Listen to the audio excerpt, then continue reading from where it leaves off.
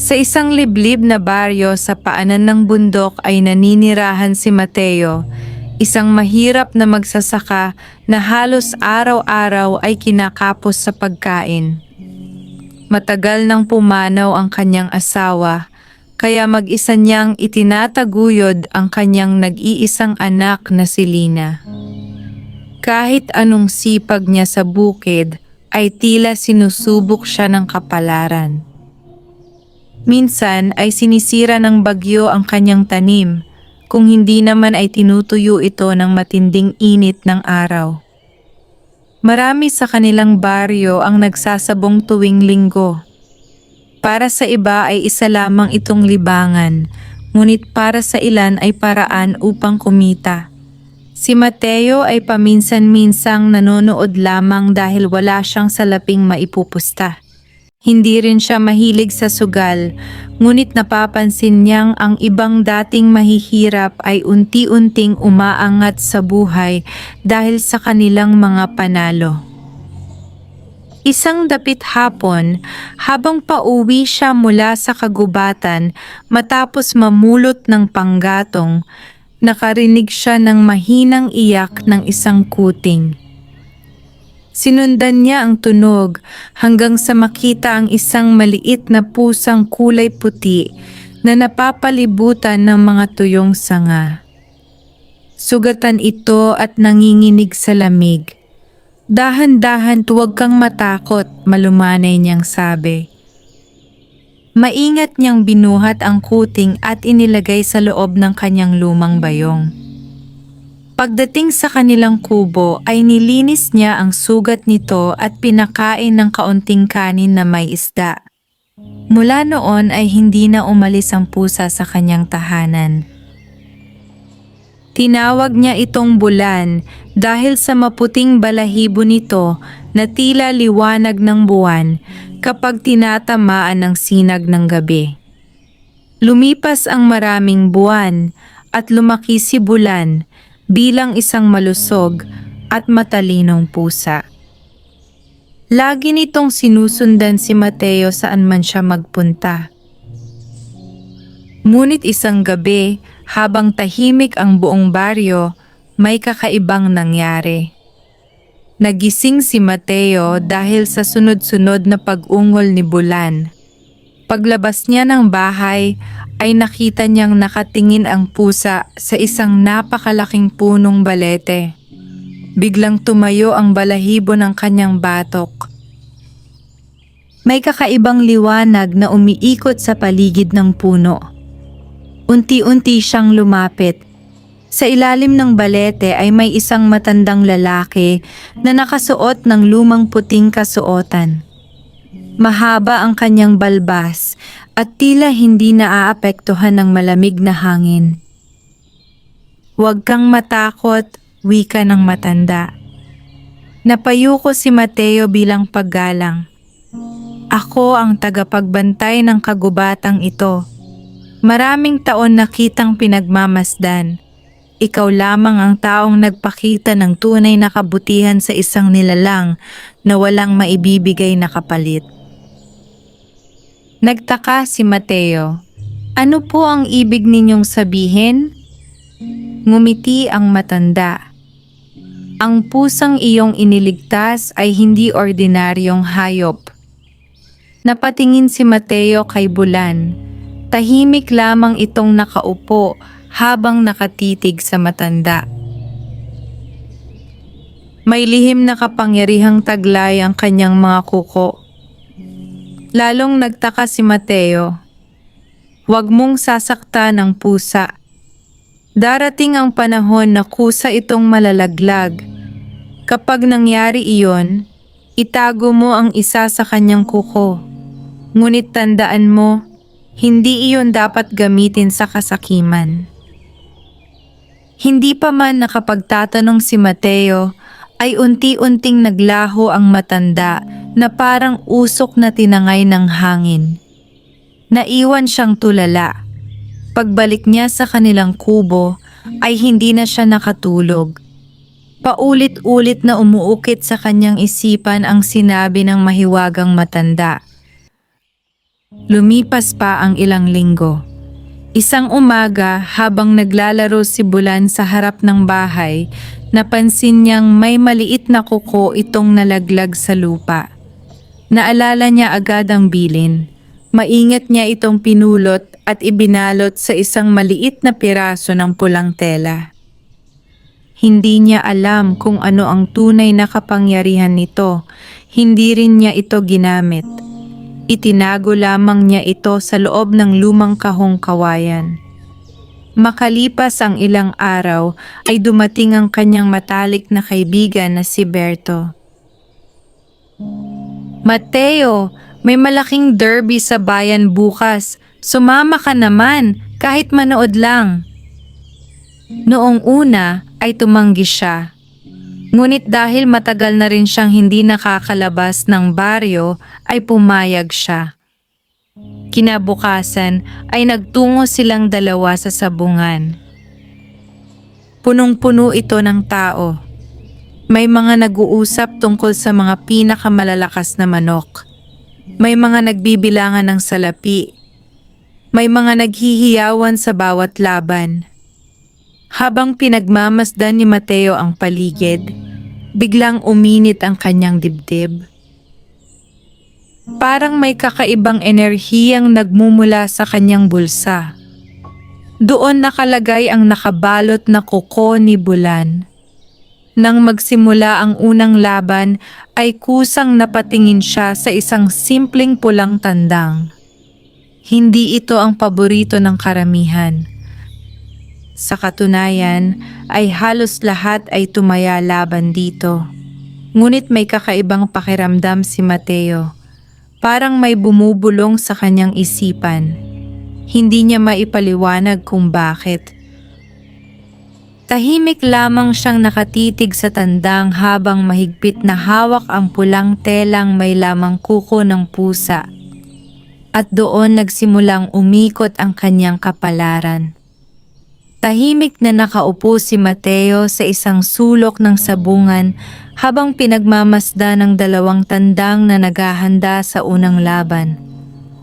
Ang pulang tandang na kanyang natitigan ay payat at hindi gaanong kahanga-hanga sa paningin ng karamihan. Ang kalaban nito ay isang malaking itim na tandang na kilalang palaban at maraming naipanalo. Halos lahat ng tao ay sa itim na tandang pumusta. Narinig ni Mateo ang mga usapan ng mga veteranong sabungero. Walang pag-asa ang pula. 2 minuto lang ang itatagal niyan. Tiyak ang panalo ng itim. Napahawak si Mateo sa maliit na pulang telang nasa kanyang bulsa. Naroon ang kuko ni Bulan. Muli niyang naramdaman ang kakaibang init na tila may banayad na tibok. Hindi siya makapaniwala sa kanyang nararamdaman. Napansin iyon ni Berto. "Mateo, bakit parang balisa ka?" "Ewan ko, parang may nagsasabi sa akin na mananalo ang pulang tandang." Napailing si Berto. "Huwag kang magpapadala sa kutob. Malakas ang kalaban yan." Tumango si Mateo. Wala rin naman siyang salaping maipupusta, kaya nanatili lamang siyang nanonood. Ilang sandali pa ay nagsimula ang laban. Nagbanggaan ang 2 tandang. Sa unang sagupaan ay tila nanaig agad ang itim. Napaurong ang pulang tandang at nagsigawa ng mga tao. Ngunit maya-maya lamang ay biglang nagbago ang takbo ng laban. Parang nakahanap ng tamang tiyempo ang pulang tandang. Mabilis itong umiwas sa bawat atake ng kalaban. Sa isang iglap ay tumalon ito at eksaktong tumama ang tari sa leeg ng itim na tandang. Tumigil ang buong sabungan. Ilang segundo pa ay bumagsak ang malaking tandang. Nagbunyi ang kakaunting pumusta sa pula. Nanlaki ang mga mata ni Mateo. Hindi siya makapaniwala. Eksakto ang kutob na kanyang naramdaman. Napahawak siyang muli sa pulang tela. Hindi nawala ang init nito. Makalipas ang ilang laban ay muli niyang naramdaman ang parehong pakiramdam. Sa pagkakataong ito ay isa namang puting tandang ang tila humihila sa kanyang pansin. Muli niyang sinabi kay Berto, "Pakiramdam ko, iyon na naman ang mananalo." Napatingin si Berto. "Nako, kung tama ka ulit, kakaiba na talaga iyan." Nang matapos ang laban ay muling nagwagi ang tandang na itinuro ni Mateo. Sunod-sunod ang kanyang tamang kutob, hindi niya ito maipaliwanag. Pag-uwi nila sa baryo ay hindi siya mapakali.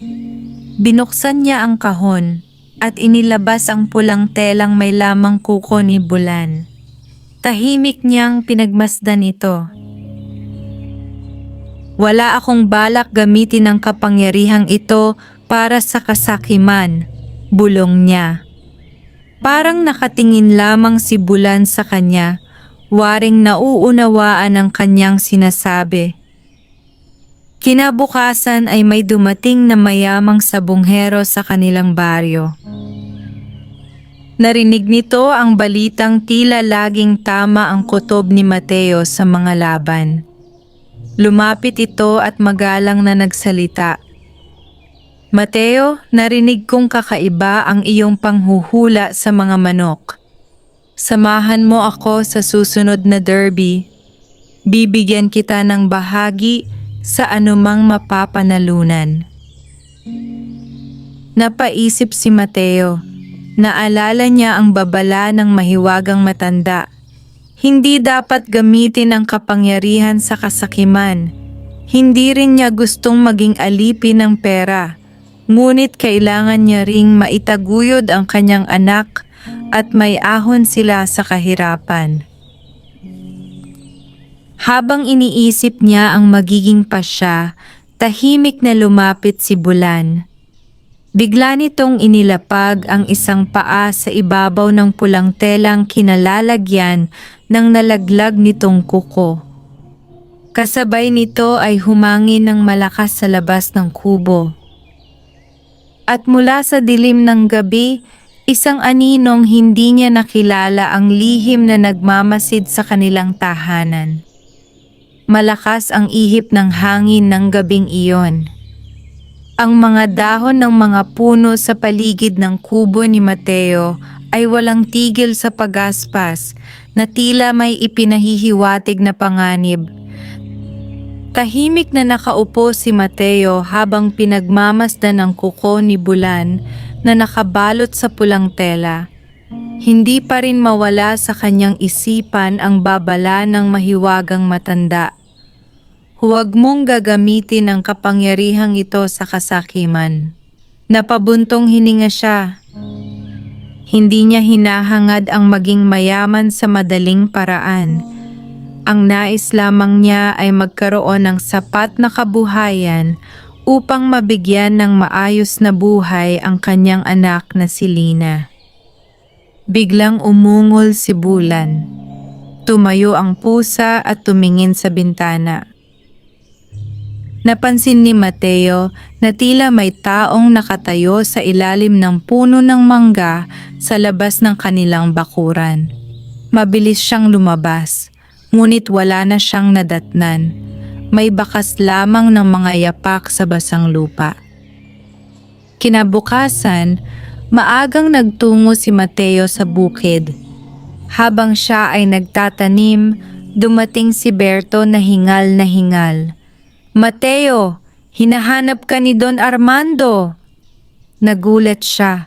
"Para saan?" Nabalitaan niya ang tungkol sa mga tamang kutob mo sa sabungan. Napakamot si Mateo sa ulo. Si Don Armando ang pinakamayamang sabunghero sa buong lalawigan. Kilala ito sa pagkakaroon ng mamahaling mga panabong at sa halos hindi nauubusan ng salapi. Pagsapit ng hapon ay dumating ang marangyang karwahe ni Don Armando sa harap ng kubo. Kasama nito ang ilang tauhan. Magalang na bumaba ang mayamang lalaki. Ikaw ba si Mateo? Opo. Narinig ko ang tungkol sa kakaiba mong kakayahan. Nais kitang kuning tagapayo sa tuwing sasali ako sa malalaking derby. Tahimik na nakinig si Mateo. Ibibigay ko sa iyo ang kalahati ng aking mapapanalunan. Malaking halaga iyon, sapat upang maiahon sila sa kahirapan. Ngunit muli niyang naalala ang babala. Nag-isip siya ng matagal bago sumagot. Pasensya na po, Don Armando, hindi ko kayang mangako. Ang lahat ng nangyari ay maaaring nagkataon lamang. Nakita ni Don Armando ang katapatan sa kanyang mga mata. Hindi kita pipilitin, ngunit bukas ay may malaking laban. Kung magbabago ang isip mo, bukas ang aking pintuan. Umalis ang mayamang sabonghero.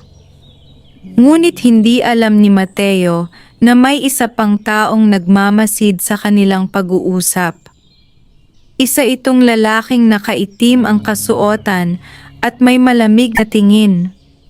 Ang pangalan niya ay Silvestre. Isa rin siyang sabongero, ngunit higit sa lahat ay sakim sa kapangyarihan at kayamanan. Narinig niya ang usap-usapan tungkol sa mahiwagang swerte ni Mateo. Hindi maaaring ordinaryong kutob lang iyon, bulong niya. May itinatago siyang lihim. Nang sumapit ang gabi, muling naging balisa si Bulan. Hindi ito mapakali. Paulit-ulit nitong inaamoy ang paligid ng kubo.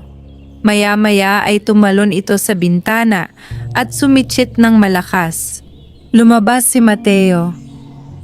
Sa di kalayuan ay may isang aninong mabilis na tumakbo papalayo. Sinundan niya ito, ngunit nawala na lamang ito sa dilim. Pagbalik niya sa kubo ay napansin niyang bahagyang nakabukas ang kahong, pinaglalagyan niya ng kuko ni Bulan. Ngunit naroon pa rin ang mahiwagang kuko. Napaupo siya.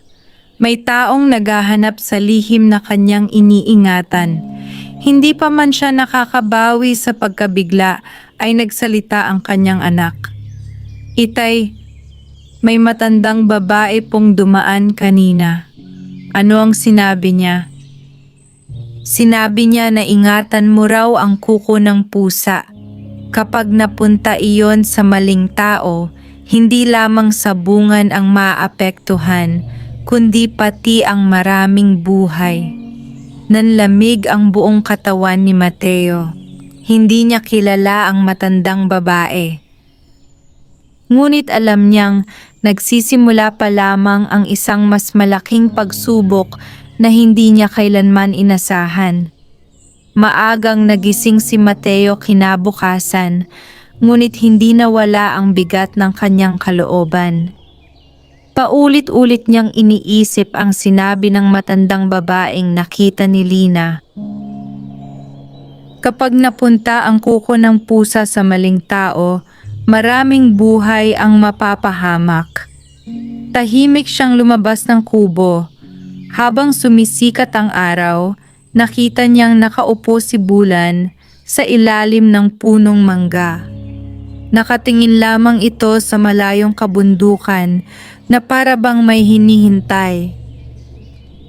Lumapit si Mateo at hinaplos ang puting pusa. Sabihin mo sa akin, Bulan, ano ba talaga ang lihim na dala mo? Ngunit gaya ng dati, tahimik lamang ang pusa.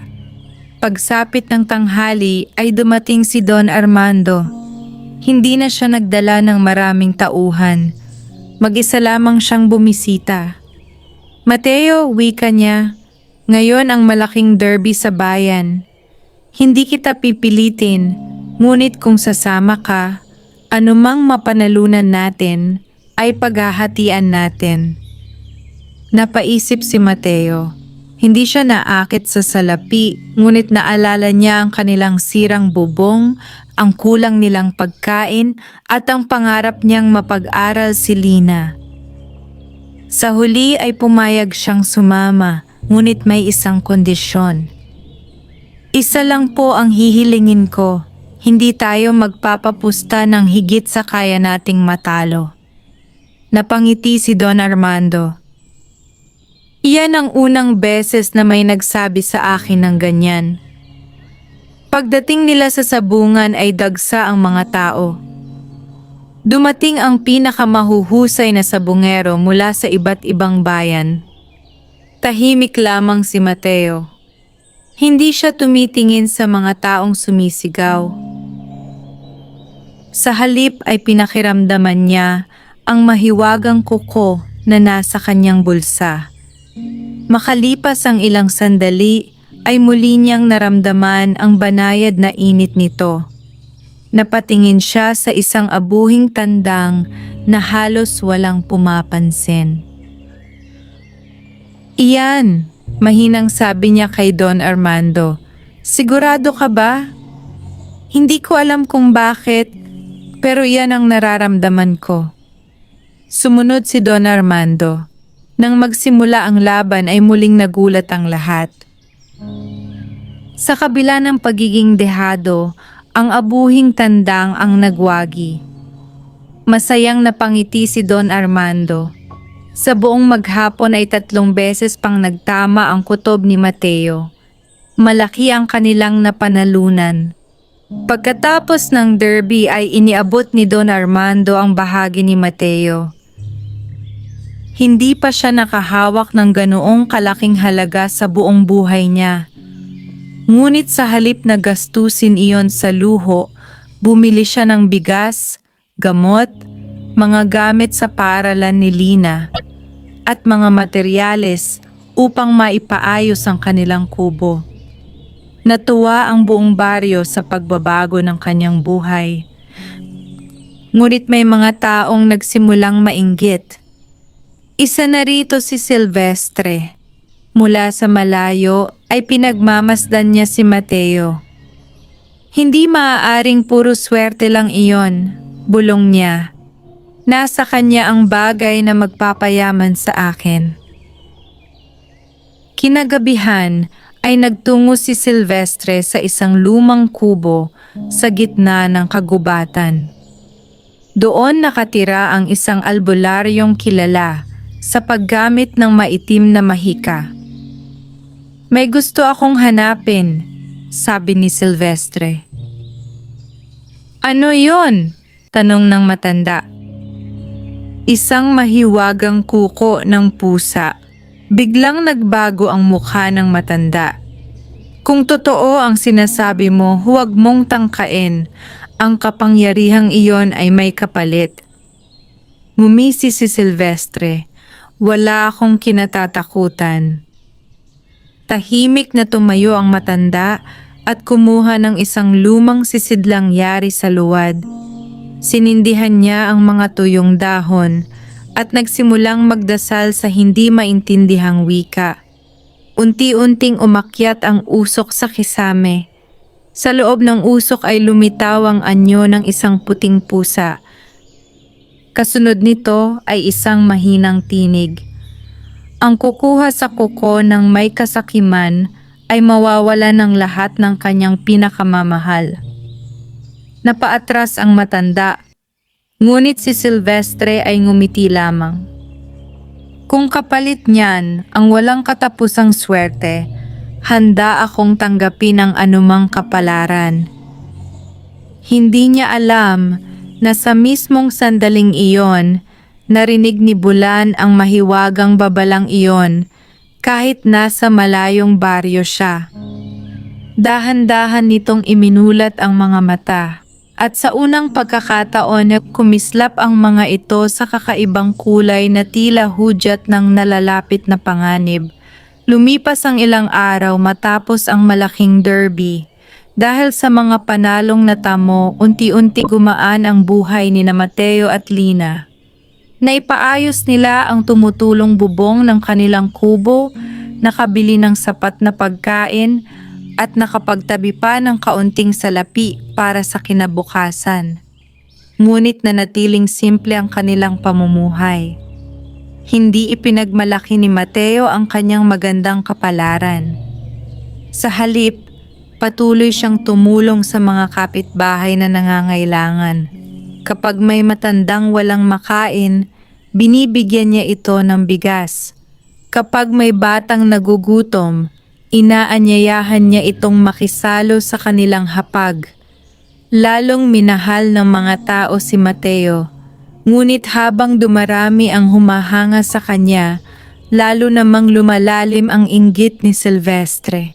Isang gabi, habang makapal ang ulap at walang buwan sa kalangitan, palihim siyang nagtungo sa paligid ng kubo ni Mateo. Kasama niya ang dalawa niyang tauhan. Tahimik silang nagtago sa likod ng mga puno. Narito ang hinihintay nating pagkakataon, mahinang sabi ni Silvestre.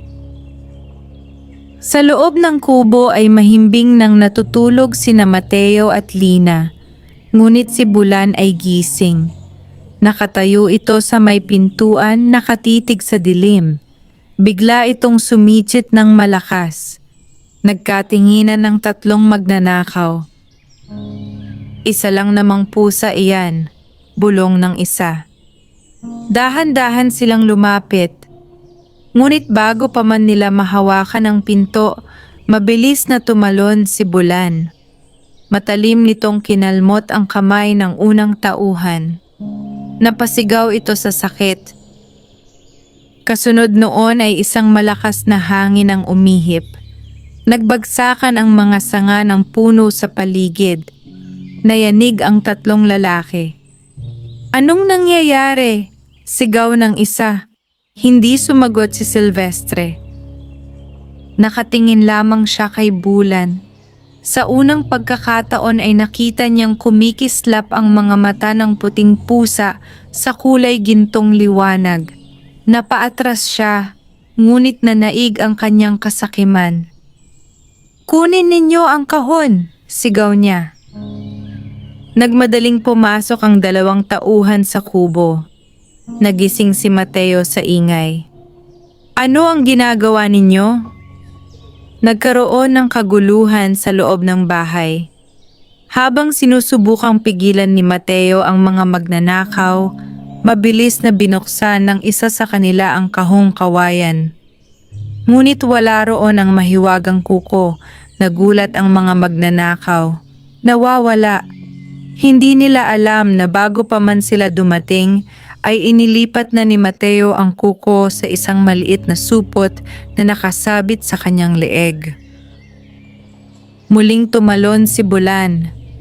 Mabilis nitong hinarang ang daan palabas. Kasabay nito ay muling umihip ang napakalakas na hangin. Biglang namatay ang mga sulo ng mga magnanakaw. Nabalot sila ng matinding dilim. Sa gitna ng kaguluhan ay nagtakbuhan ang mga tauhan ni Silvestre, ngunit bago tuluyang makatakas, napatingin si Silvestre kay Mateo. Hindi pa ito ang katapusan. Pagkasabi niya ay mabilis siyang naglaho sa dilim. Kinabukasan ay nagtipon ang mga taga-baryo sa kubo ni Mateo matapos marinig ang nangyari. Nag-alala silang lahat.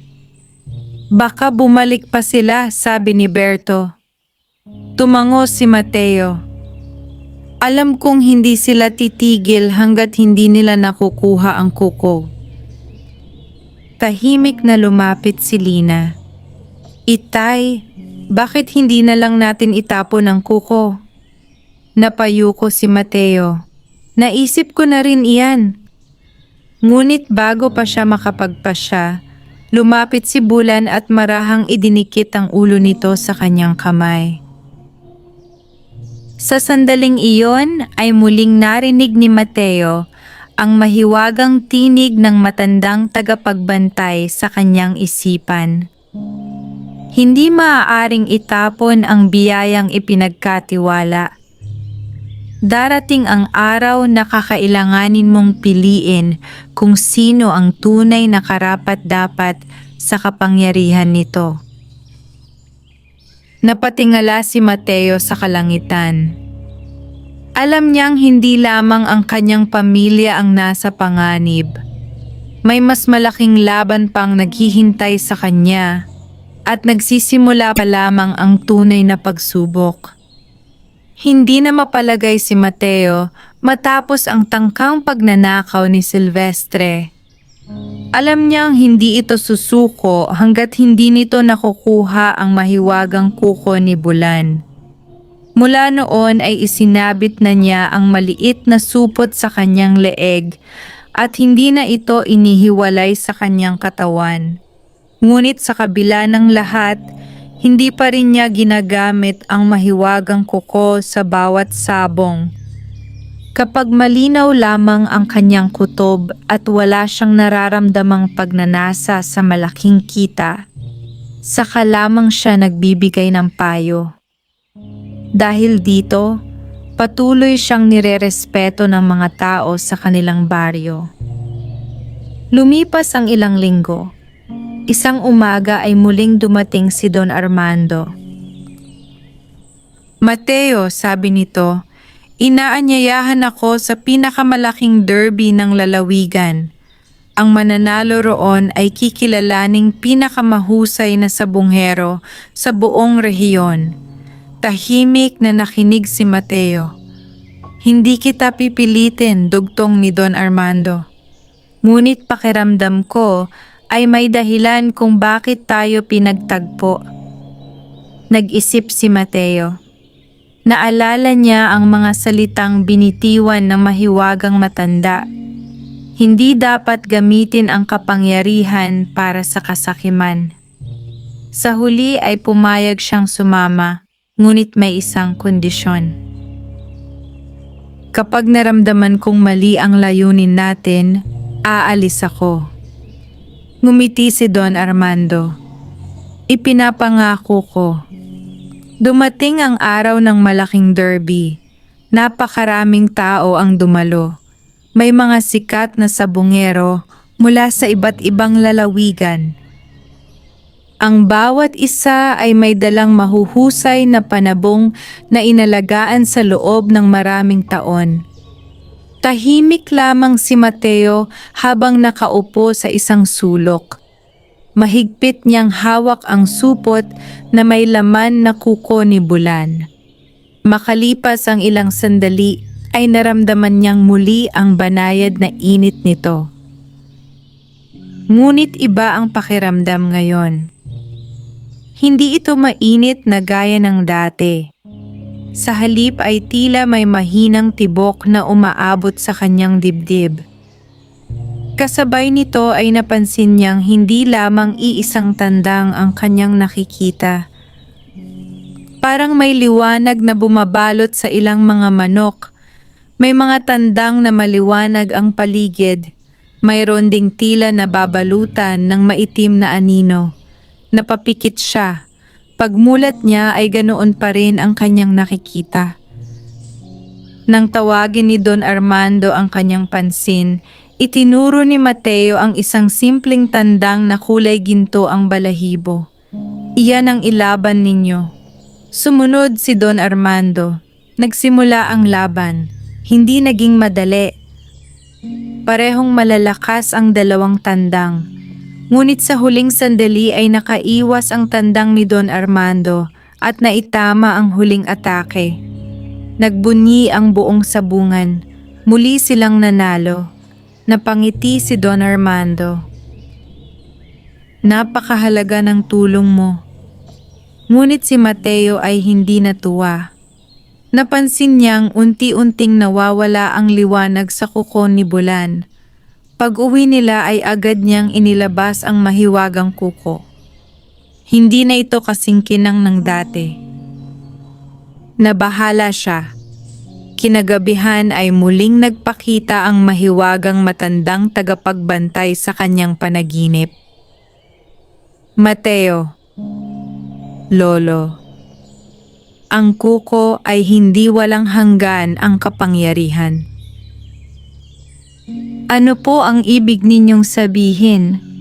Sa bawat paggamit nito para sa pansariling pakinabang, unti-unti itong nawawalan ng bisa. Nanlamig si Mateo. Ngunit hindi naman po ako naging sakim. Hindi sapat ang hindi pagiging sakim. Ang tunay na layunin ng kuko ay gabayan ang may mabuting puso, hindi ang magpayaman ng tao. Pagkagising niya ay agad niyang naunawaan ang mensahe. Kung ipagpapatuloy niya ang paggamit ng kuko sa sabong, darating ang araw na tuluyan itong mawawalan ng kapangyarihan. Habang iniisip niya ang kanyang gagawin, dumating si Lina, dala ang isang balitang ikinagulat niya. Itay, ano yon? Nakita ko si Silvestre. Saan? Nasa kagubatan siya. May kasama siyang matandang albularyo. May hinuhukay silang isang lumang kahon sa ilalim ng punong balete. Biglang bumilis ang tibok ng puso ni Mateo. Naalala niya ang lugar kung saan niya unang nakita ang mahiwagang tagapagbantay. Alam niyang may mas malaking lihim na nakabaon sa kagubatan. At pakiramdam niya, malapit na itong mabunyag. Hindi na nag-aksaya ng oras si Mateo matapos marinig ang balita mula kay Lina. Kinausap niya si Berto at sabay silang nagtungo sa kagubatan bago pa tuluyang lumubog ang araw. Kasunod nila si Bulan. Tahimik ang buong paligid. Tanging huni ng mga ibon at lagaslas ng hangin ang maririnig. Nang marating nila ang matandang punong balete, nakita nilang sariwa pa ang hukay sa ilalim nito. Nagkalat ang lupa at mga piraso ng sirang palayok. Huli na tayo, mahinang sabi ni Berto. Lumuhod si Mateo at siniyasat ang hukay.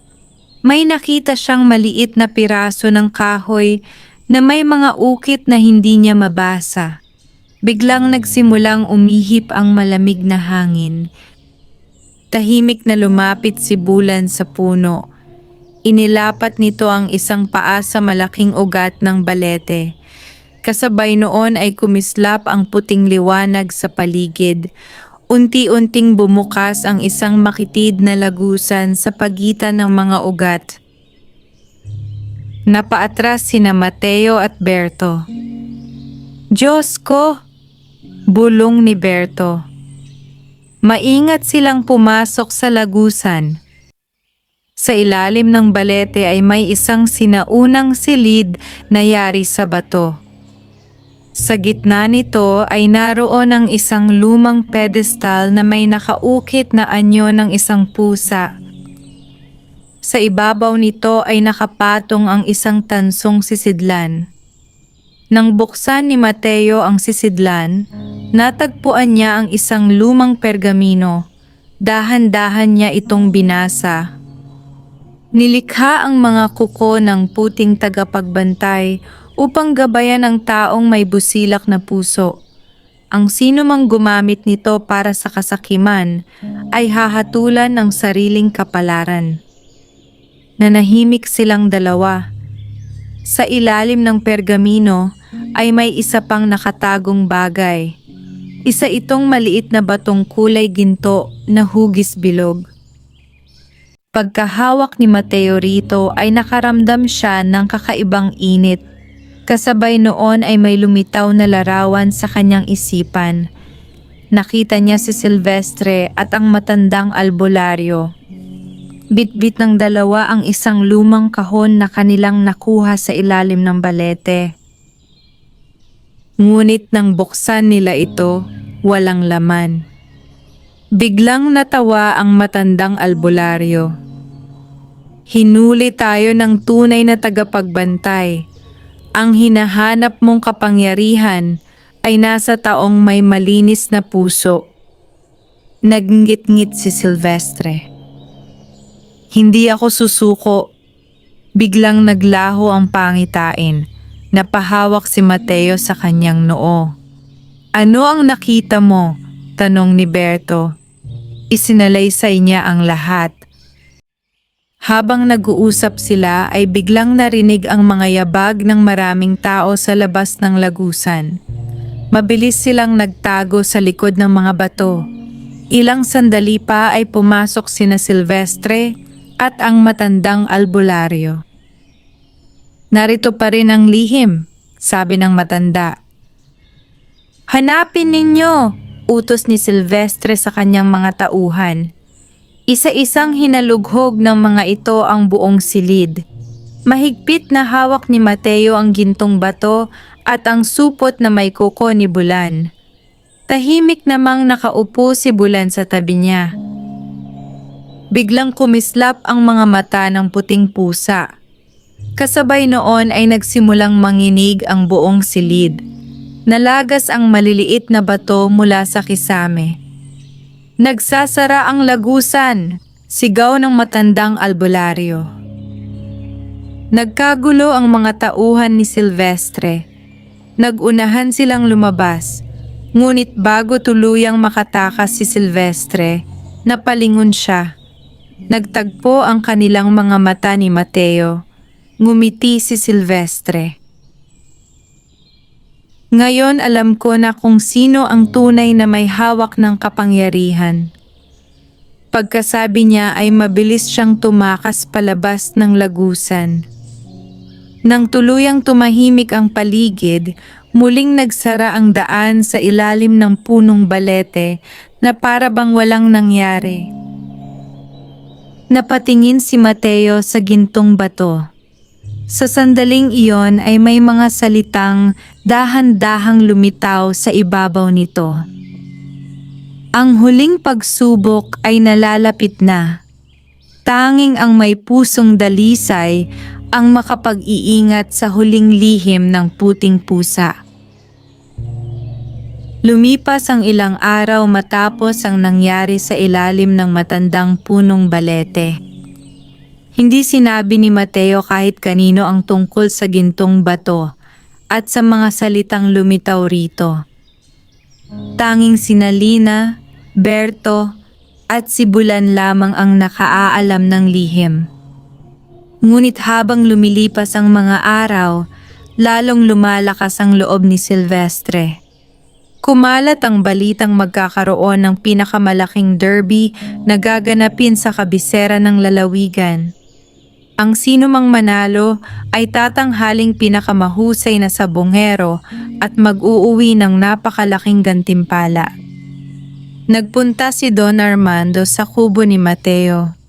Kaibigan, sabi niya, ito na marahil ang huling pagkakataon na kailangan ko ang iyong tulong.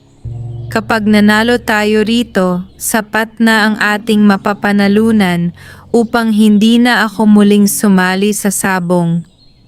Tahimik na napaisip si Mateo. Hindi na siya sigurado kung tama pa bang gamitin ang mahiwagang kuko. Naalala niya ang sinabi ng tagapagbantay na ang kapangyarihan nito ay hindi nilikha upang magpayaman ng tao. Ngunit sa gabing iyon ay tila may kakaibang nangyari. Lumapit si Bulan at marahang itinulak ng kanyang ilong ang supot na kinalalagyan ng kuko. Kasabay nito ay kumislap ang gintong bato. Parang may mensaheng ipinahihiwatig.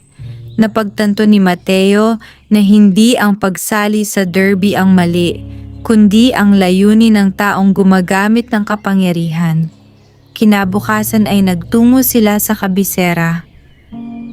Napuno ng tao ang napakalaking sabungan. Dumating ang mga kilalang sabonghero mula sa iba't ibang lalawigan. Ang bawat isa ay may dalang mahuhusay na panabong na ilang taong inalagaan at sinanay. Kabilang sa mga kalahok si Silvestre. Nang makita niya si Mateo ay ngumiti siya. Sa wakas ay nagkita rin tayo. Hindi sumagot si Mateo. Tahimik lamang siyang naglakad papunta sa kanilang pwesto. Nagsimula ang mga laban. Isa-isang nanalo ang mga manok ni Don Armando sa tulong ng payo ni Mateo. Ngunit hindi niya ginagamit ang mahiwagang kuko sa bawat laban. Pinakikinggan lamang niya ang kanyang konsensya at ginagamit ang kanyang karanasan. Samantala, sunod-sunod din ang panalo ni Silvestre. Napansin ng marami na tila alam nito ang mangyayari sa bawat laban. Hindi alam ng mga tao na gumagamit pala siya ng maitim na mahika mula sa matandang albularyo. Dumating ang huling laban ng derby. Nagkatapat ang manok ni Don Armando at ang pinakamalakas na panabong ni Silvestre. Tahimik ang buong sabungan. Lahat ay nakatingin sa dalawang tandang. Mahigpit na hawak ni Mateo ang supot na may kuko ni Bulan. Ngunit sa pagkakataong iyon ay hindi ito uminit, hindi rin ito kumislap, sa halip ay nanatili itong tahimik. Naunawaan ni Mateo ang ibig sabihin nito. Ang tunay na desisyon ay nasa kanya, hindi sa mahiwagang kuko. Lumapit siya kay Don Armando. Hayaan nating lumaban ang ating manok ayon sa lakas at pagsasanay nito. Anuman ang maging resulta, tatanggapin natin. Ngumiti si Don Armando. Iyan din ang nais kong mangyari. Nagsimula ang laban. Mahaba at mahigpit ang naging sagupaan. Parehong matapang ang dalawang tandang. Palitan sila ng mga mabilis na atake at pag-iwas. Halos walang makahula kung sino ang mananaig. Sa huling sandali ay nakahanap ng tamang pagkakataon ang manok ni Don Armando. Tumama ang huling atake. Bumagsak ang tandang ni Silvestre. Umalingaw-ngaw ang hiyawan sa buong sabungan. Nagwagi si Don Armando, ngunit hindi natuwa si Silvestre. Sa tindi ng kanyang galit ay inilabas niya ang isang maliit na sisidlang ibinigay ng matandang albularyo. Dahil sa iyo nawala ang lahat sa akin, sigaw niya kay Mateo. Binuksan niya ang sisidlan. Biglang kumalat ang maitim na usok sa buong sabungan. Nataranta ang mga tao. Nagsimula silang magtakbuhan. Sa gitna ng kaguluhan ay mabilis na tumalon si Bulan sa harap ni Mateo. Muling kumislap ang mga mata nito sa matingkad na gintong liwanag. Kasabay nito ay nagsimulang magliwanag ang mahiwagang kuko sa loob ng supot. Unti-unting naglaho ang maitim na usok. Ngunit hindi pa tapos ang laban. Sa gitna ng liwanag ay isang mahiwagang nilalang ang dahan-dahang lumitaw sa harap nilang lahat. Unti-unting naglaho ang maitim na usok na bumalot sa buong sabungan.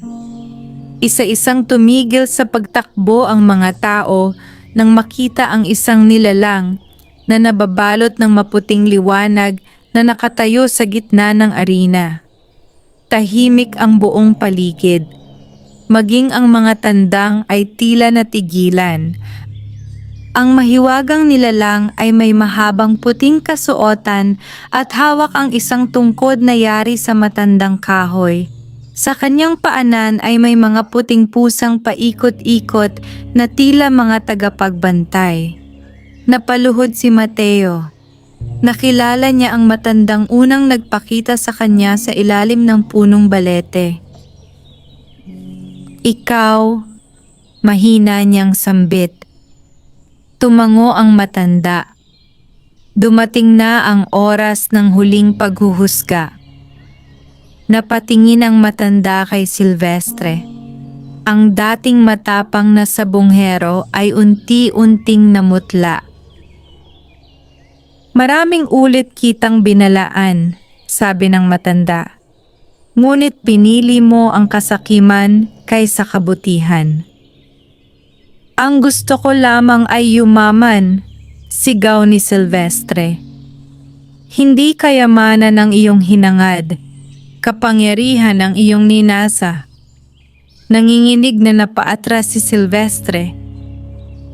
Bigla niyang inilabas ang natitira pang mahiwagang pulbos na ibinigay ng albularyo at ibinato ito kay Mateo.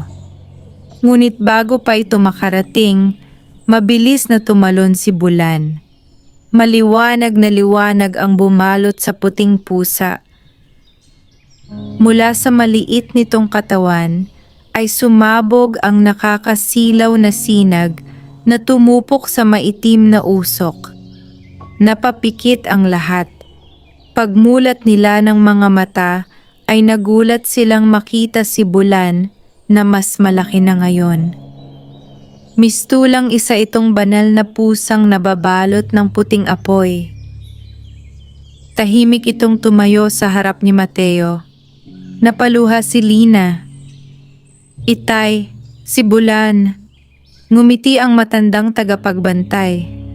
Ngayon ninyo nakita ang kanyang tunay na anyo. Lumuhod si Silvestre. Maawa kayo sa akin. Hindi ako ang magpapasya sa iyong kapalaran, sagot ng matanda. Ang sarili mong mga ginawa ang hahatol sa iyo. Kasabay noon ay gumuho ang maliit na sisidlang ginagamit ni Silvestre sa maitim na mahika. Unti-unting naging abo ang lahat ng laman nito. Naramdaman ni Silvestre na tila unti-unting nawawala ang lahat ng kanyang lakas. Ang mga taong dating sumusunod sa kanya ay isa-isang lumayo. Iniwan siya ng kanyang mga tauhan. Nawala ang kanyang kayamanan, ang kanyang impluwensya, at maging ang kanyang pangalan bilang mahusay na sabongero. Napaupo siya sa lupa habang umiiyak. Samantala, lumapit ang matandang tagapagbantay kay Mateo. Iningatan mo ang biyayang ipinagkatiwala sa iyo. Hindi ka nagpasilaw sa kasakiman kahit maraming pagkakataon. Inilabas ni Mateo ang supot na naglalaman ng kuko ni Bulan. Inyo na po ito, natupad ko na ang aking tungkulin. Ngunit umiling ang matanda. Hindi pa. Biglang lumipad ang mahiwagang kuko mula sa kanyang palad. Dahan-dahan itong umangat sa himpapawid at nagliwanag na parang isang maliit na bituin. Kasabay nito ay lumutang din ang gintong bato na nakuha nila sa ilalim ng punong balete. Nagsanib ang dalawang mahiwagang bagay. Mula sa kanilang liwanag ay nabuo ang isang makinang nahiyas na umiikot sa himpapawid. Napatingin ang lahat dito. Ang matanda ay muling nagsalita. May isa pang huling pasya na dapat gawin. Napatingin siya kay Mateo. Mananatili ba ang kapangyarihang ito sa mundo ng mga tao? O ibabalik na ito sa daigdig ng mga tagapagbantay? Tahimik na yumuko si Mateo. Alam niyang ang kanyang magiging sagot ang magpapasya sa kapalaran ng mahiwagang kuko at ng lahat ng taong maaaring maghangad ng kapangyarihan nito. Tahimik ang buong sabungan. Lahat ng naroon ay naghihintay sa magiging pasya ni Mateo. Sa himpapawid ay patuloy na lumulutang ang makinang nahiyas na nabuo mula sa kuko ni Bulan at sa gintong bato. Ang liwanag nito ay nagbibigay ng kakaibang kapayapaan sa buong paligid. Huminga ng malalim si Mateo. Napatingin siya kay Lina na tahimik na nakangiti sa kanya. Naalala niya ang lahat ng kanilang pinagdaanan, ang kahirapan, gutom, mga pagsubok, at ang mga pagkakataong maaari siyang nagpasilaw sa kayamanan, ngunit pinili pa rin niyang maging tapat. Pagkatapos ay tumingin siya kay Don Armando. Tahimik na tumango ang matandang sabongero. Ano man ang kanyang maging pasya ay buong puso niya itong igagalang. Sa wakas ay nagsalita si Mateo. Mahal na tagapagbantay, marami na pong taong nagdusa dahil sa pagnanais na mapasa kanila ang kapangyarihang ito. Kung mananatili pa ito sa mundo ng mga tao, baka may iba na namang maging alipin ng kasakiman. Tumigil siya sandali bago ipinagpatuloy ang kanyang sinabi. Mas mabuti pong ibalik na lamang ito sa daigdig na pinagmulan nito. Napangiti ang matandang tagapagbantay. Iyan ang sagot ng isang taong tunay na karapat-dapat. Unti-unting umangat ang makinang nahiyas patungo sa kalangitan. Kasabay nito ay bumuhos ang napakalambot na sinag ng liwanag sa buong sabungan. Naramdaman ng lahat ang kakaibang gaan ng kanilang kalooban. Maging ang mga sugatang tandang ay tila naging kalmado. Lumapit si Bulan kay Mateo. Marahan nitong ikiniskis ang ulo sa kanyang kamay. Maraming salamat kaibigan, bulong ni Mateo habang pinipigilan ang pagluha. Sa sandaling iyon ay unti-unting naglaho ang maliwanag na anyo ng puting pusa. Naging maliliit na butil ng liwanag ang kanyang katawan hanggang sa tuluyan itong naglaho sa hangin. Napaluhod si Lina habang umiiyak. Nawala na si Bulan. Lumapit ang matandang tagapagbantay. Huwag kayong malungkot. Ang mga tagapagbantay ay hindi tunay na nawawala. Nagbabalik lamang sila sa lugar na kanilang pinagmulan. At sa tuwing may taong gagawa ng kabutihan nang walang hinihintay na kapalit, mananatili ang kanilang pagpapala. Pagkasabi nito ay unti-unti ring naglaho ang matanda. Nawala ang liwanag, bumalik sa normal ang buong paligid. Makalipas ang ilang buwan, tuluyan nang iniwan ni Don Armando ang pagsusugal. Ginamit niya ang kanyang natitirang yaman upang magtayo ng mga palaisdaan at sakahan na nagbigay ng hanapbuhay sa maraming pamilya. Si Mateo naman ay bumalik sa pagiging magsasaka. Hindi na siya muling sumali sa anumang derby. Sa halip ay inalagaan niya ang kanyang bukid at tinuruan si Lina ng kahalagahan ng kasipagan, katapatan at pagtulong sa kapwa. Unti-unting umunlad ang kanilang baryo. Hindi dahil sa mahiwagang kuko, kundi dahil nagtulungan ang mga tao at natutong magtiwala sa isa't isa. Samantala, si Silvestre ay nagsimulang mamuhay ng payak. Nawalan siya ng lahat ng kanyang kayamanan, ngunit sa paglipas ng panahon ay natutuhan niyang humingi ng tawad sa mga taong kanyang nilinlang.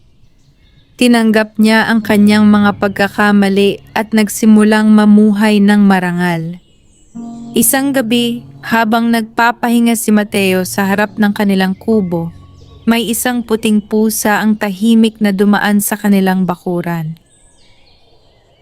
Huminto ito sandali at tumingin sa kanya.